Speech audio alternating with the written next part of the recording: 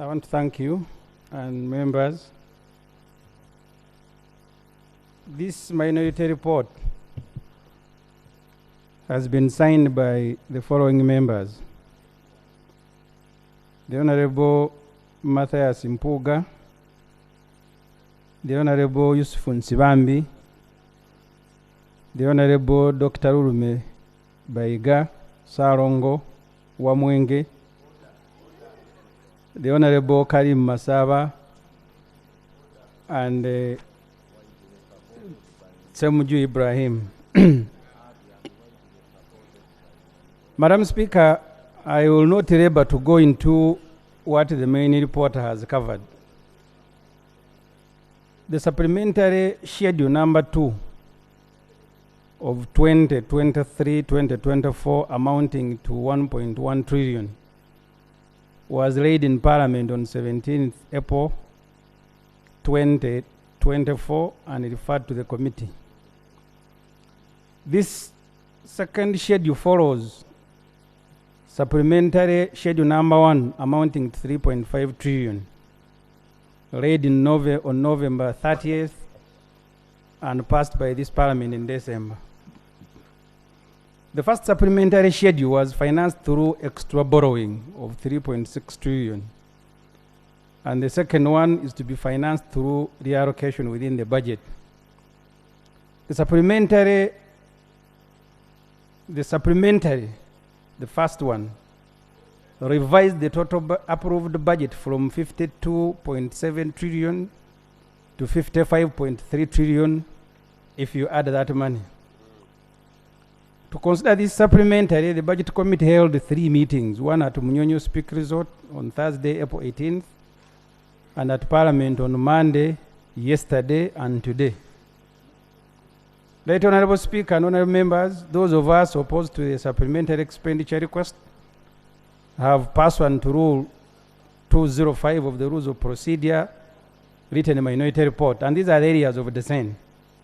The first, this supplementary request does not comply with the law. 2, the dubious and endless State House classified expenditures.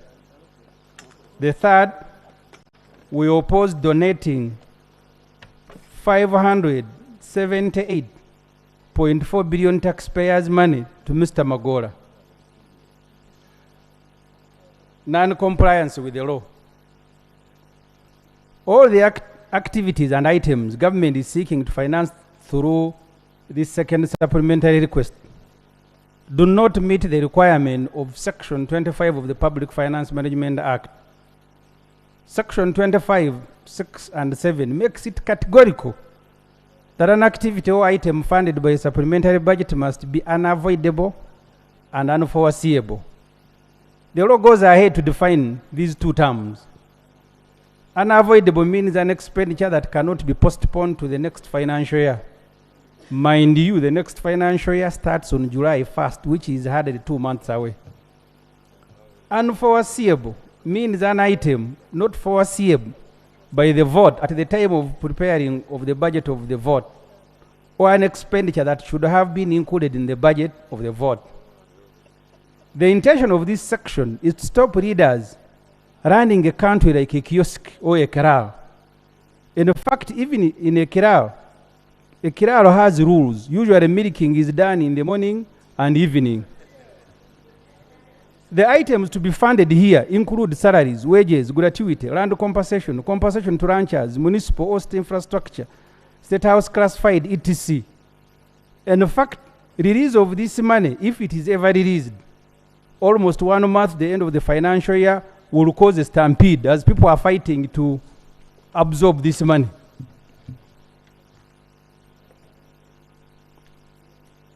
The time remaining for the end of the financial year, agencies will be fighting to beat the end of financial year 2 months deadline. Therefore, even if you stretch the meaning of these 2 words to accommodate the listed items, the time remaining for the end of the financial year cannot facilitate release and absorption of the money, especially where procurement is required. Supplementary, this particular one we are processing, is increasing State House budget to 802 billion. In this supplementary schedule number 2, State House is asking for another 18.6 classified expenditure. It is also asking for an additional 2.7 billion for wages.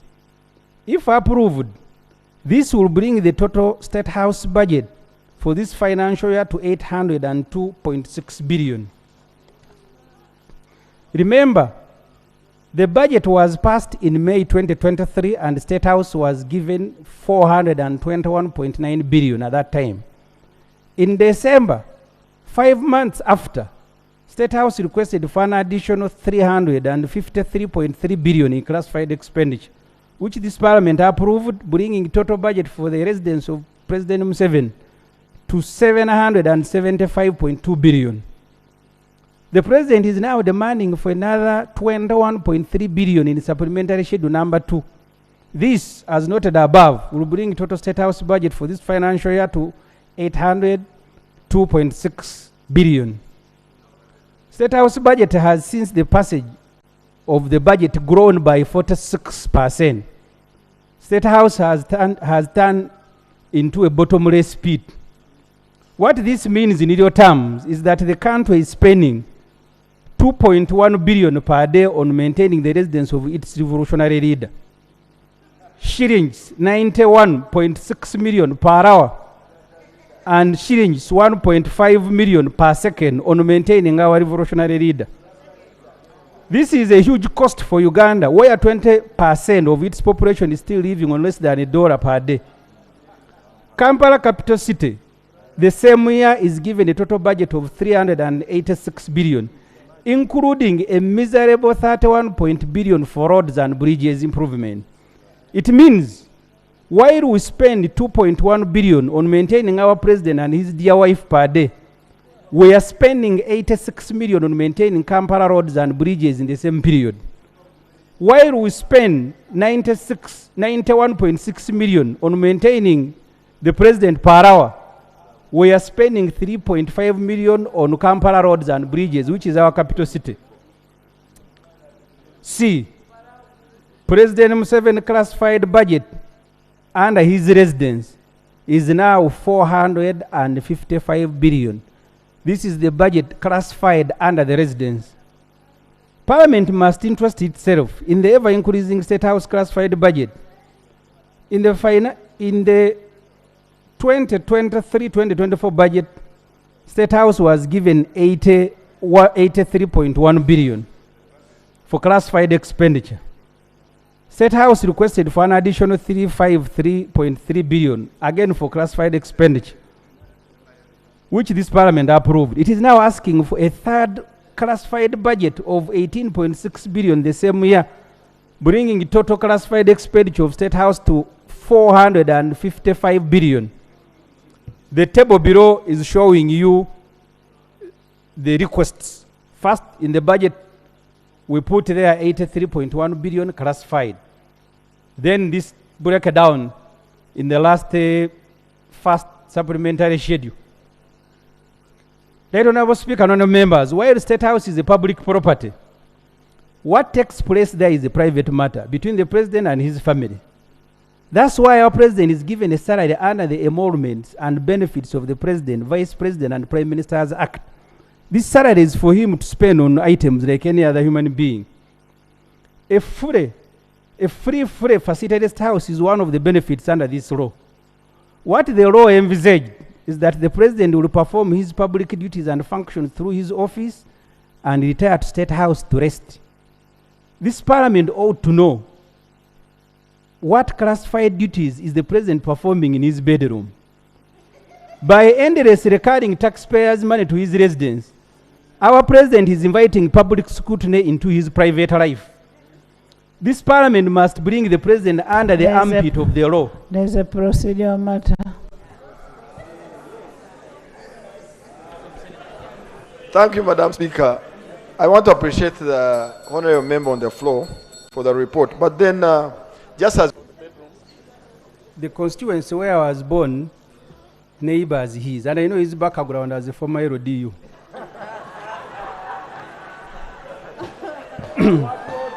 Right Honorable Speaker.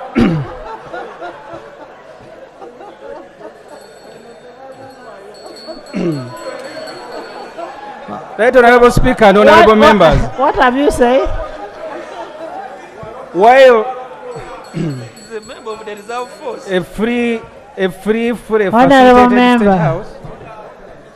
He's a member of whose reserve force? No, I have said, and he knows, Chazanga is near his constituency. He was harassing us when he was LDU. So, Madam Speaker, this is a small report, so can I be given... Madam Speaker, a free, fully facilitated state house is one of the benefits under this law. Honorable member, there is no way that Honorable Ssemujju would know the other one was an LDU when he was not. So they are the same. So please go ahead. Go ahead. Weesiimye mattu oli wa mukisa okukira abalala. Omugugu gw'ebizibu by'ettaka gukutikuddwa Brand Property Services Limited ku lw'ettaka eritaliiko nkaayana. Ennyumba eziwedde okuzimbibwa wamu n'ez'okupangisa, apartments ez'okupangisa wamu n'okugula mu mawanga ag'enjawulo okuli Uganda, Kenya, Bungereza, Dubai, America wamu ne Canada. Okuddaabiriza ennyumba oba ebizimbe byo, property management n'abasaveya abakugu abataakufere. Twekwate ku nsonga zonna ezekuusa ku by'ettaka nga kw'otadde n'okugobera ku kyapa kyo. Kati pazo y'eby'ettaka ebadde kukaluubiriza egonjoddwa bw'okwataganye naffe. Tukubire ku noti 703 noti 79 oba noti 773 noti oba otusange ku MT House omwaliiro ogusooka room 5 ewazana ku Entebbe Road okuliraana ekizimbe kya Muguluma Empire. Tukyalireko ne ku website yaffe www.brandpro.co.ug. Brand Pro Property Services Limited, tutuukiriza birooto.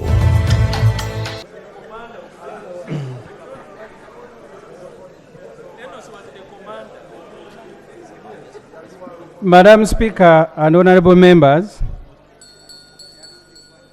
the Parliament must bring the President under the armpit of the law. He should choose between Entebbe and Nakasero residences. There is an order. But this one he keeps disturbing me. The other day he was complaining about Kanyariel. Right Honorable Speaker, you designated me to chair Committee of Defense and Internal Affairs.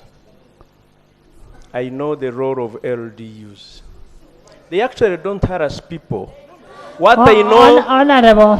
they actually harass thieves, they harass criminals, and I don't think the honorable member is one of them. Honorable members. Honorable members. Honorable members. I don't know why you're distorting the report. Can we move? Can we move and finalize on this report? Huh? At least one thing he has not. If you had said he's a homosexual, it would be something more offending. But LDU. Go ahead. I think, Madam Speaker, I remember when the first time I came to Parliament. You read. I am reading. You read. I am reading. The first time I came here, we were told in a seminar to think before we speak. Madam Speaker, this Parliament must bring the President under the armpit of the law. The law provides one state house. The President must choose between Entebbe and Nakasero residences. He should also stop operating lodges in other towns. That's what the law Can provides. I first ask before you go ahead? Madam, then you will be interfering with no. report reading. No, I just want to be cleared. Which one is a home? Which one is an office? Madam Speaker, Wait. the law on President, Vice President and Prime Minister define these things. I am not the one defining them. Maybe I will need to bring a copy here for my colleagues to appreciate All the benefits of the president are given by the law. He does not give himself, including a salary, including educating his children. In fact, the law limits him to 4 children. He's not supposed to produce more. That's what is in the law. Honorable members, listen. Listen. Honorable members. Honorable members.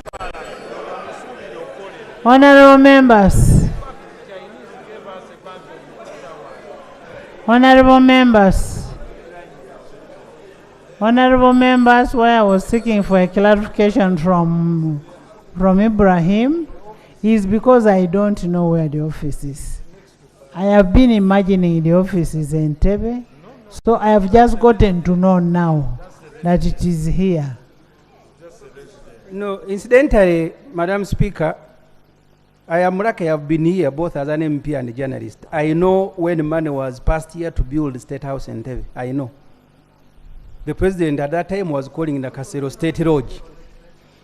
The law allows him one state house. It is even defined. He also operates lodges. That's what I'm saying.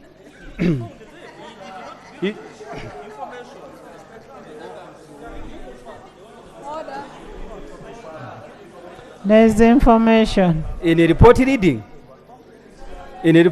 Madam Speaker, there cannot be information in a report reading. You are not the speaker. No, Madam Speaker, Information. the president should follow the law.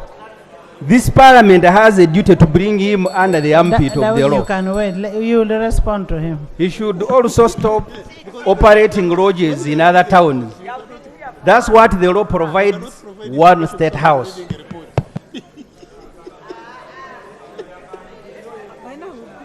I am therefore, Madam Speaker, that's the first point of dissent.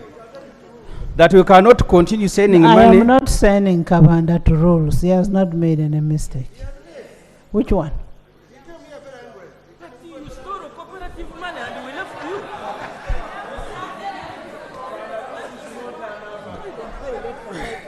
Honorable members. Madam Speaker, can I now move to Magora? Having finished the State House. Maybe that will create some comfort. But I volunteer, if you allow me, I'm going to give a copy of the law on president's benefits to every MP, Madam Speaker, at my cost. Madam Speaker, point number D. 578.4 billion to Mr. Matthias Magora. Mind you, okay, I'll come to that. The government is also seeking to finance. The bill is putting Magola all day Pharmaceuticals.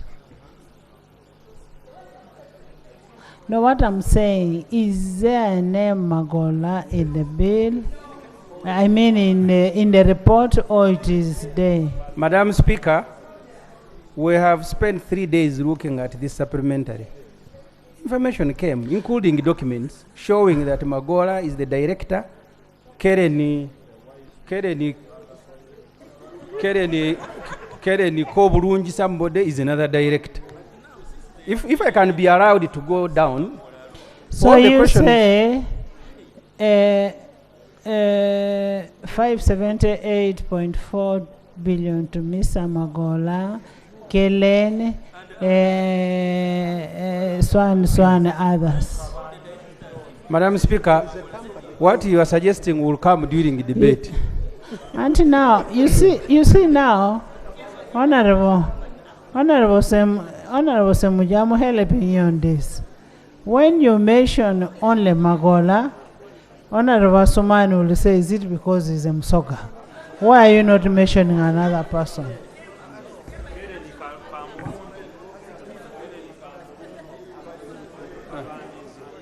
Okay, I can mention another person, Kereni Kamurunji. They are the proprietor. The government is also seeking to finance through supplementary schedule number 2, Day Pharmaceuticals.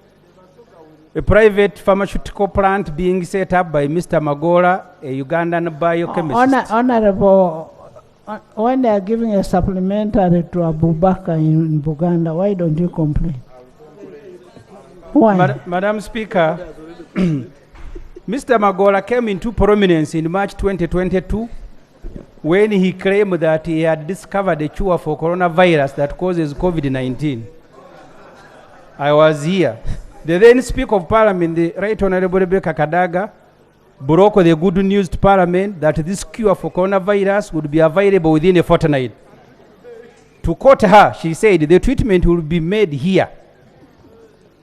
Right Honorable Kadaga said an American scientist from Illinois University, Professor Sarfaraz Niaz, had donated the patent to manufacture the coronavirus drug to Magola, and work was progressing in Luzira. Uganda Medical Association denounced this news, and Health Minister Dr. Jane Ruth Acheng politely advised the country to listen to World Health Organization more. The Honorable Kadaga with Magola, and American professor, even secured a meeting with President Museveni, who bought into this idea. This is a day they were meeting, if we don't have this picture. Magola and President Museveni. This one here.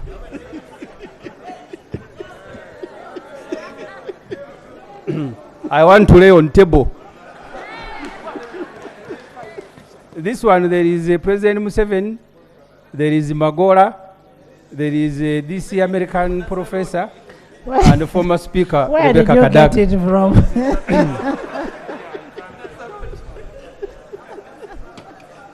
The Honorable Kadaga with Magola and their American friend even secured a meeting with President Museveni, who bought into the idea and now became its main driver. President Museveni then advised Magola to think of a cure for other viruses because his medicine would become irrelevant once COVID was over.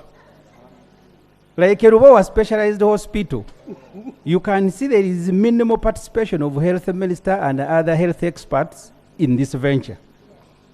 Magola begins to swim in free money. I am reading the report. President Museveni, accompanied by the then Kenyan Vice President and now President William Ruto, inaugurated Day Pharmaceuticals on July 6, 2021. Since that inauguration, government has injected in 145 billion. The first batch of this money, totaling 70 billion, was included in the budget of 2023-2024, this budget that we are running. And you can find this information on page 42 of the Presidency policy statement.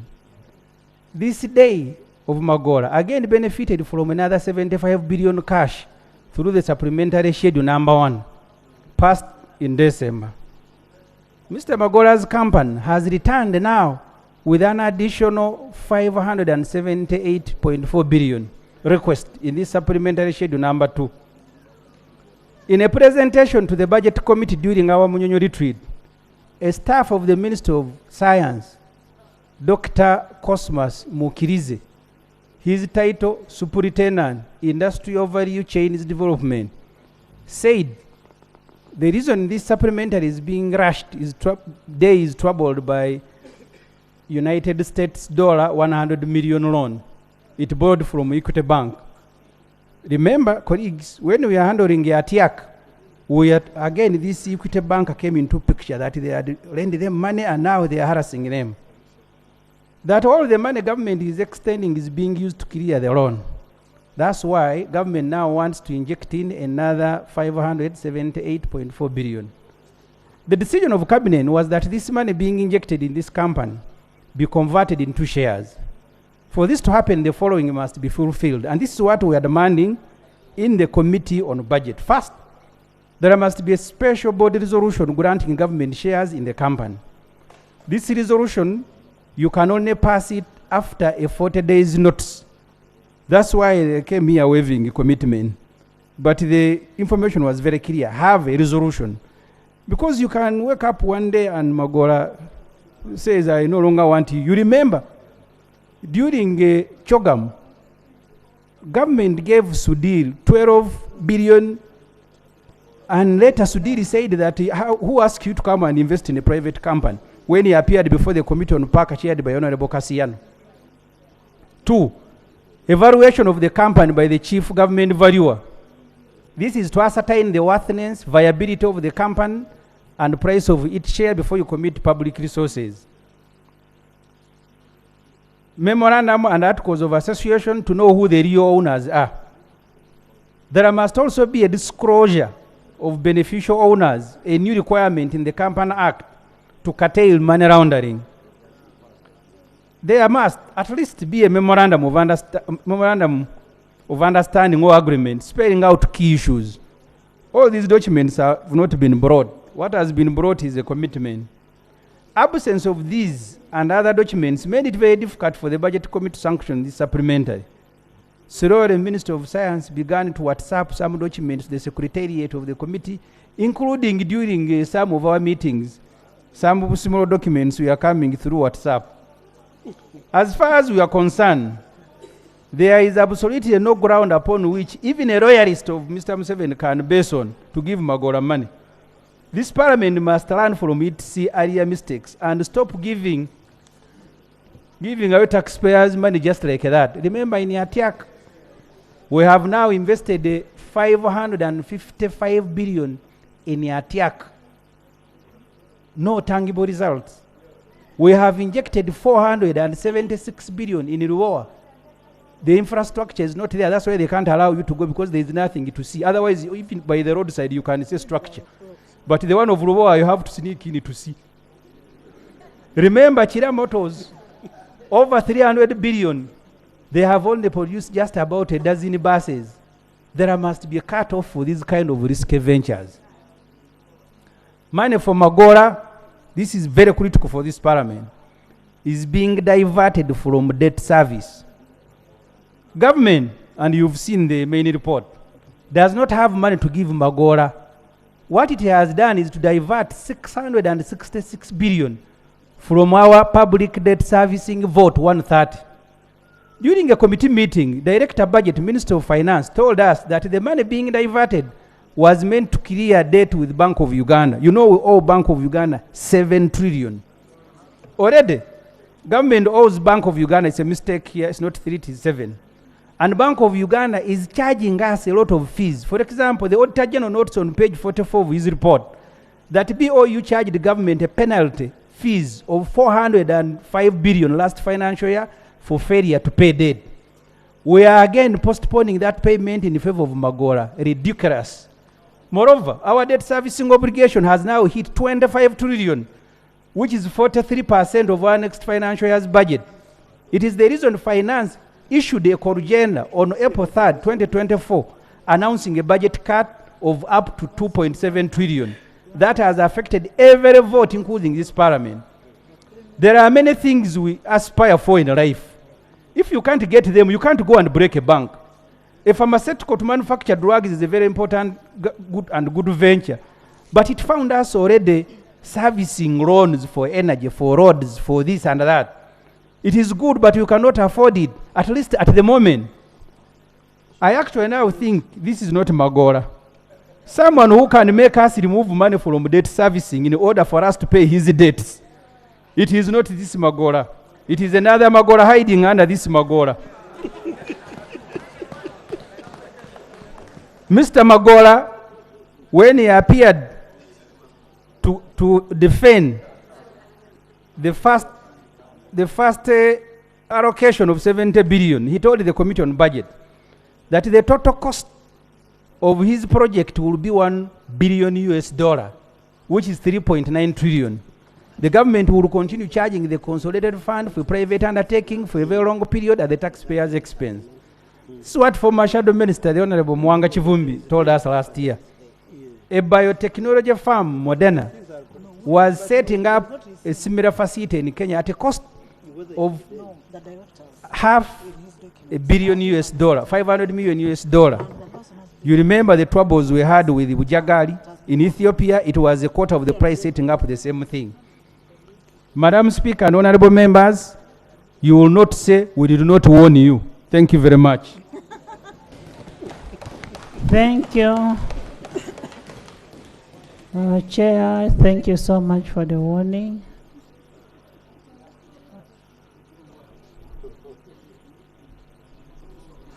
Okwalinga. Thank you. Thank you so much, Right Honourable Speaker. Right Honourable Speaker, I would like to thank the Committee on Budget for the report they have presented, and also the Shadow Minister for his elaborate report. Right Honourable Speaker, I support entirely the report, the main report, but less the issue of Magola. Because I am aware that to build and construct and fully equip a pharmaceutical industry can cost not more than 100 billion shillings. I'm aware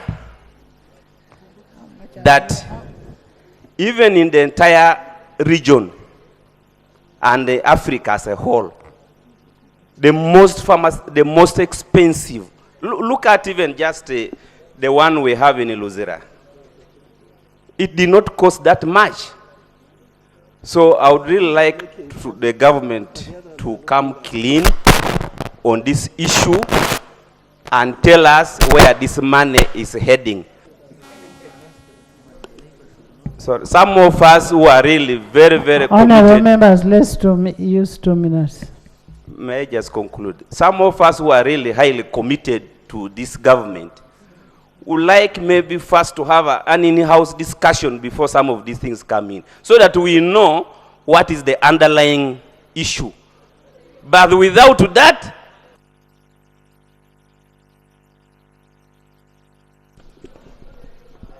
Honourable members, you know, I like people who like living small.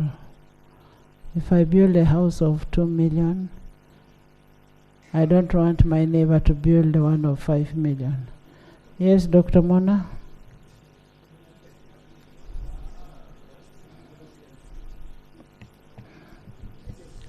Thank you, Right Honourable Speaker. I want to thank the Minister of Finance and also the Shadow Minister for their presentations. Right Honourable Speaker, I want to limit myself to respond. First of all, I want to say I support the report and I support the submission of the Minister of Finance. But I want to limit myself to 2 areas raised by the Honourable gentleman who is also the Shadow Minister of Finance, Honourable Ssemujju Nganda. Oh, sure, whatever. Sorry, but okay. Right Honourable Speaker, I want to begin with one of them. That's the one about State House. I'm not mentioning this because I used to work there. But Right Honourable Speaker,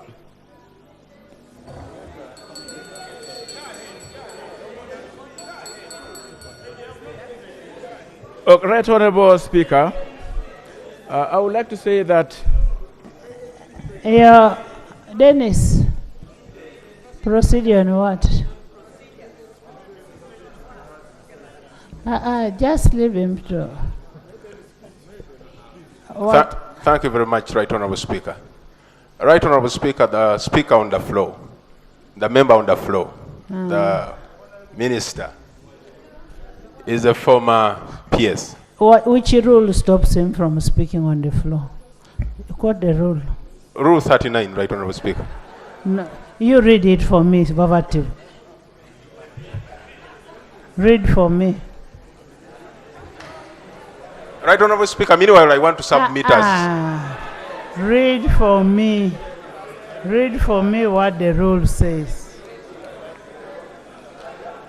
Right Honourable Speaker, it is Rule 49. Sorry.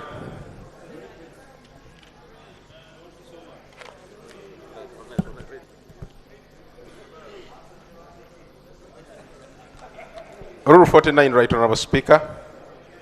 A question shall not be asked without notice unless it is an urgent nature relating either on a matter of How public is it importance. related to what? How is it related to what?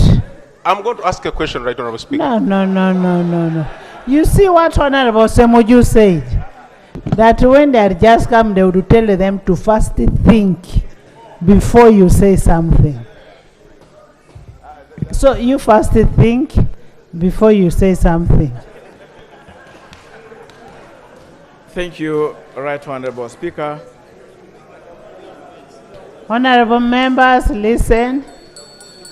Right Honorable Speaker, my contribution towards the Honorable Member's submission is that one, State House is an institution of government. It has never been the property of a president who is there. And President Museveni is not the first president who has lived in State House. So when this House appropriates for State House, it actually appropriates for government. It's facility of government, not President Museveni and his family.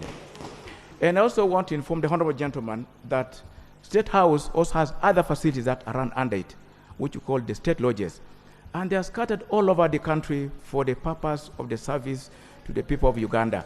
In fact, some of them were even built way back during Idi Amin and others. And they exist, and these are properties of the government of Uganda that we must maintain. And I will also want to inform the Honorable Gentleman, Right Honorable Speaker, that the running of State House is not necessarily about the President Museveni and his wife. This is quite ridiculous. You yourself may one day, God willing, become president of this country. Does it mean necessarily that when you live in State House, all that appropriated there will be for the running of? I think this is quite ridiculous. What I want to say, Honorable Speaker, is that what we appropriate here is not necessarily for the occupant of State House and his wife. And this brings me to the definition of what we call the classified expenditure. I really hope that this Honorable members, decorum. What classified expenditure, maybe the Minister of Finance may help this House, but tell this House what classified expenditure is. But I want to say that classified expenditure does not mean the expenditure for the President and his wife. You switch on. Right Honorable Speaker, because of the small time, I also want to contribute about what the Honorable Gentleman has referred to as billions as a rejection of 57.84 billion to Mr. Magola Matthias. Right Honorable Speaker, we are very aware about the policy of this government to promote import substitution. And Right Honorable Speaker, the money being allocated to day pharmacy is not money given for free. It has just been mentioned here that government will have a stake in the day pharmacy. But it is important to take that. What I want to bring forward here, Right Honorable Speaker, is to understand the policy of government. As we speak now, Right Honorable Speaker, the market, the pharmaceutical market of Uganda is $301 million. And meaning that if we have to import this the money will be giving out to the world. The thing of government here is that government should support those who can manufacture here so that we increase our substitution to import. Imagine $301 million taken out there. Supposing government invest in this, and it's not for free. In fact, again, Right Honorable Speaker, you need to know that we can take a big advantage of this other global market. In fact, imagine the global market for pharmaceuticals is $1.6 trillion. It is also true, Right Honorable Speaker, that as I speak now, Uganda is already beginning to export pharmaceutical products, which is good for our country. So I really think that we should be kind. However, I agree. Okay, Right Honorable Speaker, let me take the clarification. I have a lot of respect for the Honorable Dr. Omona. And the statistics he's quoting, rightly so no one objects from this side. We are only stating that the same government talks about prioritization. And the question is very simple. With all the burdens that we have, we had the presentation recently of the Health Committee, and it was saying it needed only 3 billion shillings to put in place and activate the ICU unit in Masaka. If a patient suffered and was or would be need for to be put into ICU all the way from Mbarara to Kampala, they definitely need only 3 billion shillings to fix the ICU. And you're saying we should sit here as countrymen Doctor, to appropriate 576 billion to an individual. Mehdi, Yes. we have budgeted for that ICU unit. We are talking of now. Now. What is more critical? You The should- infrastructure. When this was sent to the committee, Yes, please. you ought to have gone there and say, instead of giving 673, let's remove part of it for the ICU unit. Uganda Eyenkya.